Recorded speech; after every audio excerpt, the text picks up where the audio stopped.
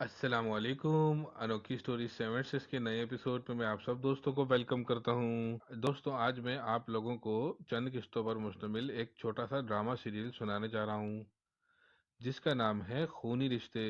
चंद साल पहले की बात है। एक बड़ा गांव जहां हमारा खानदान आबाद था। सब लोग हमें मास्टर रशीद के खानदान वाले कहते थे।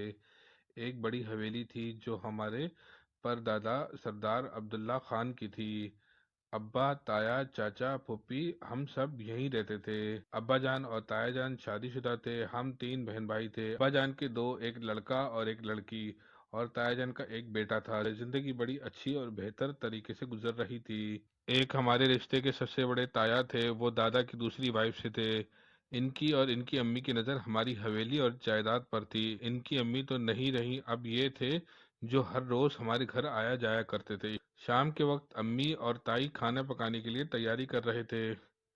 अचानक से बड़े ताया घर में घुस आए। अम्मी और ताई एकदम से उठकर कमरे में चली गईं, क्योंकि वो दोनों बगैर दुपट्टे के बैठी हुई थीं। बड़े ताया, भाभी क्या हुआ?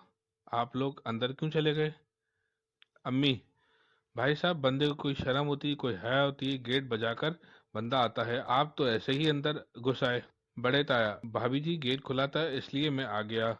और जेरे लब हंसने लगे। छोटी ताई, भाईजान भाभी दुरुस्त बोल रही हैं।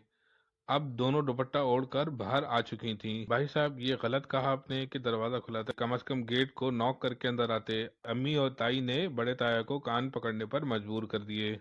बड़े ताया, अच्छा अच्छा, मेरी दोनों भाभीियों माफ कर दे मुझे। इतने में मैं यूनिवर्सिटी से, छोटी बहन और भाई स्कूल से घर वापस आ गए थे। प्यारे दोस्तों, ये थी खूनी रिश्तों की एपिसोड नंबर 1। अगर आपको एपिसोड अच्छी लगी तो उसको ज्यादा से ज्यादा लाइक कीजिए, शेयर कीजिए, और मेरे चैनल अनोखी स्टोरीज 7 को सब्सक्राइब जरूर कर दीजिएगा, ताकि आइंदा आपको मजे मजे की कहानियां सुनने को मिलती रहें। और बेल आइकन का बटन भी प्रेस कर दीजिएगा।